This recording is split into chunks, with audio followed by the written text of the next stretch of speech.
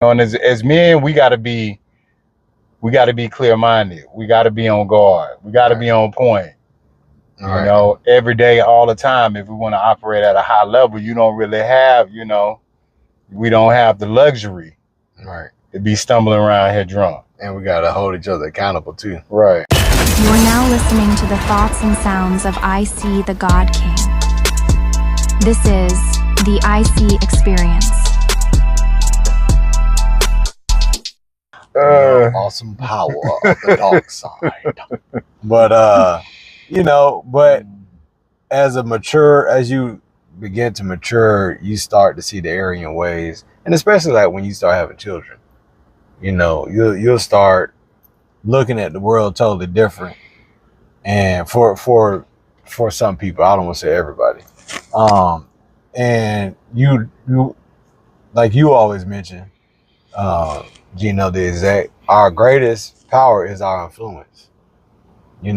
So we're non-verbally communicating to our peers, our offsprings, how to move, how to act accordingly, and what it looks like. We can't just be talking about it. We gotta show them. Right. So that's one thing that I picked up from you, like our influence. And so we gotta watch how we walk and watch how we talk, and that's why we're doing this, because once I started doing research about alcohol and doing rituals, one thing that stood out to me: if you're in a area where a lot of people are vibrating on a low frequency, on the root chakra, in the prime predator mode, you're going to allow other people's issues and dramas to now come into your personal space. Energy is transferable. Right. You ever come home, you was feeling good, and then your friend or your spouse or somebody, your boss, and they are having a bad day. Now you got a bad day. Right. So if you experience that, it's the same thing is happening on a spiritual level too.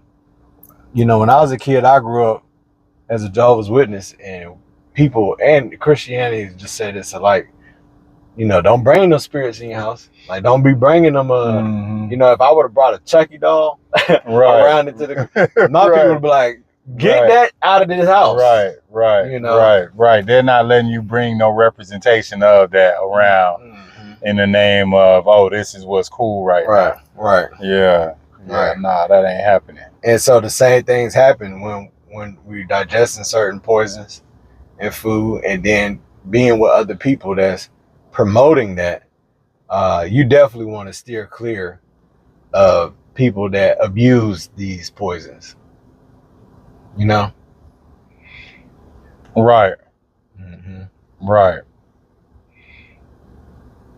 Yeah. And being too dependent on anything is not a good thing.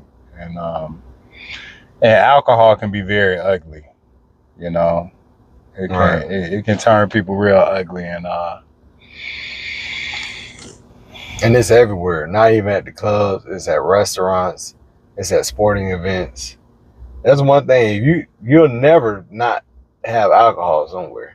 Right. You go to a city that's got like screen. I think like green. Dubai, you can drink. Can you drink alcohol? I think they serve alcohol in Dubai, right? You can't some of those countries don't, but I'm not. Okay. I feel like Dubai, you can. I think that's was the one thing I remember them like, oh, okay, well, you can drink a beer or something. Right.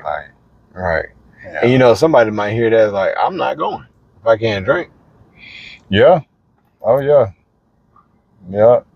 And that's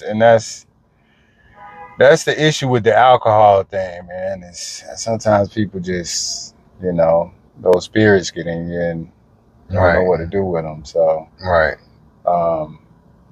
and as men, we gotta be clear-minded. We gotta be on guard. We gotta be on point.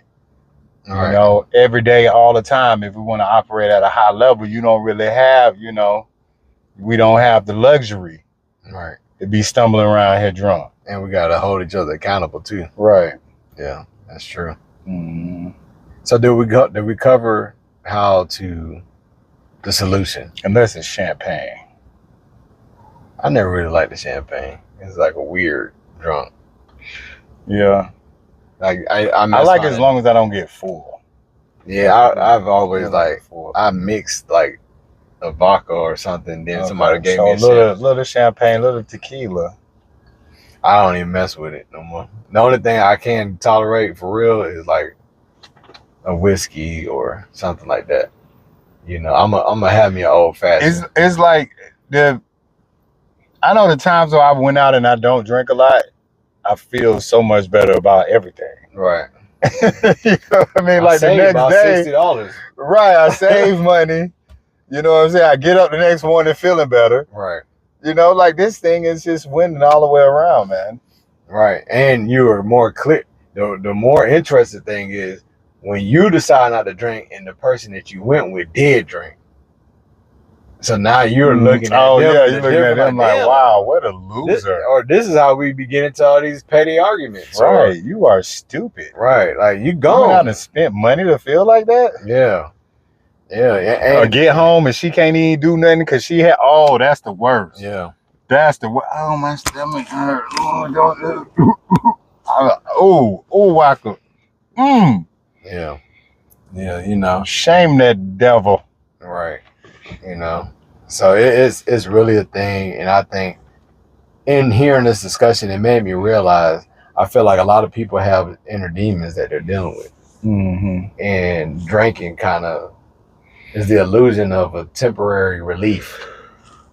But if you don't work on, as you always tell me, ourselves, the only thing we can control is ourselves. Right. Everything else, we're not in control. Right. Right. So whatever it is that's bothering you in your core, and like you said, the Muslim thing, I didn't think about it until right now. It's so chaotic in the day.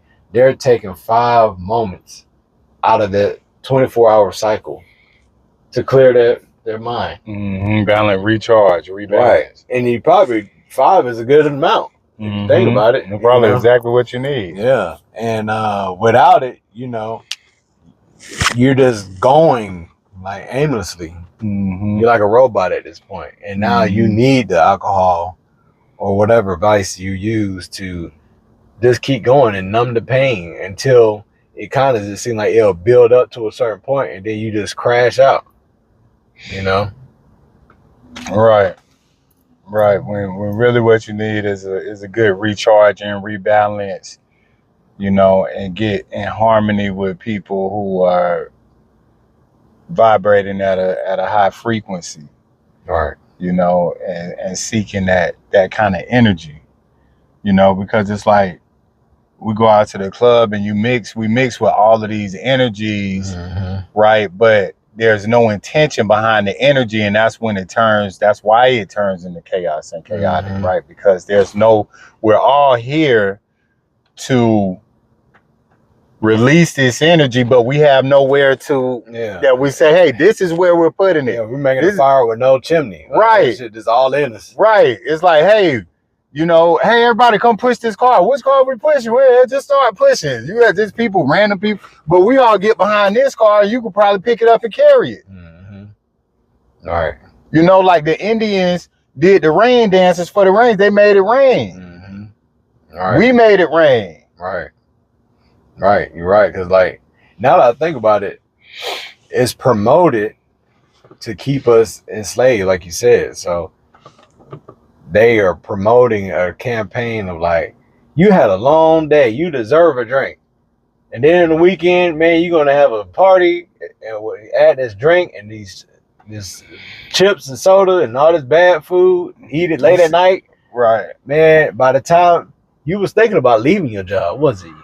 I knew it. That's why we had the 2 for 1 drink special for your ass. So that spirit of you trying to leave and find yourself and step out on courage to chase your passion, that shit is gone. Right. That shit is gone, and you're going to be right back at work Monday morning, and it's going to take you however long, how many cycles for you to even build up the courage that's not a liquid courage to step out on your faith and your passion. Yeah, because it's like we go out and you get this fake elevation, right? And it's like Then you wake up the next day and it's all of that's gone. Whatever, all of that good feeling, all of it is gone and some. Like you mentioned earlier, you end up further back than where you started. You more depleted. Right, because you didn't get somewhere to really direct and feed the energy in a positive, progressive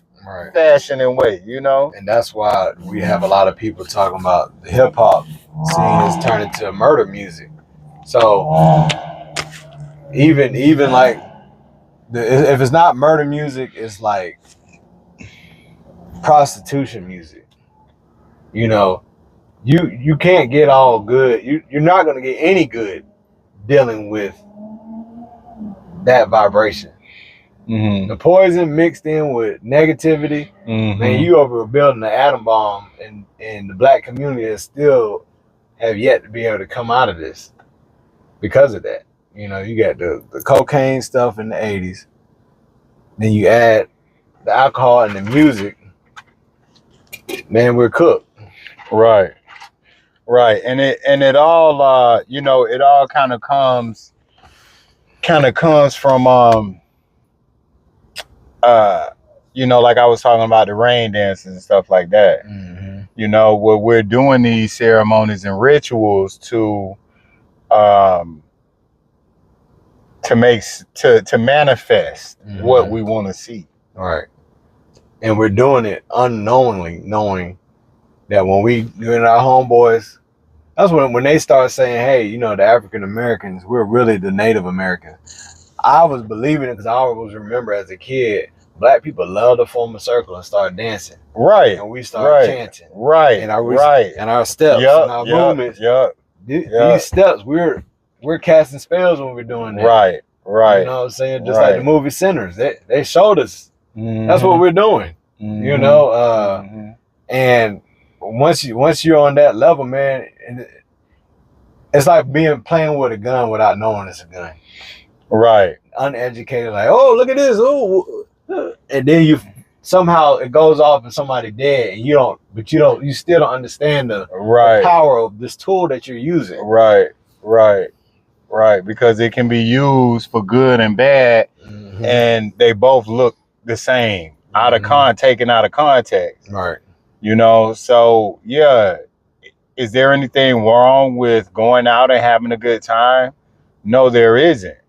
But is there something wrong with going somewhere where that's charged with negative energy, with people with bad intentions or low vibrations, in a place that's unsafe? No, those things are not good ideas. Right.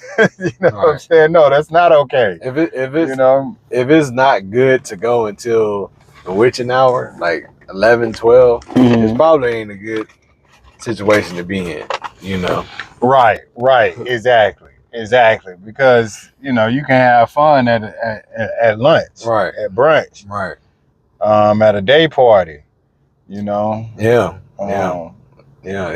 that's you're right. I guess for the future generations, we have to come up with new ways of expressing our fun or relieving our stress that doesn't involve so much toxicity, poison, and rituals that are in a negative impact. Right. And even what like it starts with stuff like the music and the food. Like that's some of the first places that you have to be conscious and aware of, because if you just skip to, I ain't going to the club or whatever, like it still doesn't matter, right? Like for the first thing, like we were talking about earlier, what you control is yourself. That's going to be the thing that you can have the most control over, right? So yeah, we gotta change how we're eating, what we're listening to, what we're watching on Netflix and YouTube, and then from there we also want to be conscious and aware of where are we putting our time and resources, where are we going, what experience are we getting from this. Right? Do the people who own this business, do they really want us here? Like if I was able to meet the person who owned this establishment, would they be happy that I'm here? Would they be who in their mind they see as their ideal client? Right. You're now listening to the thoughts and sounds of I See the God King. This is the IC Experience.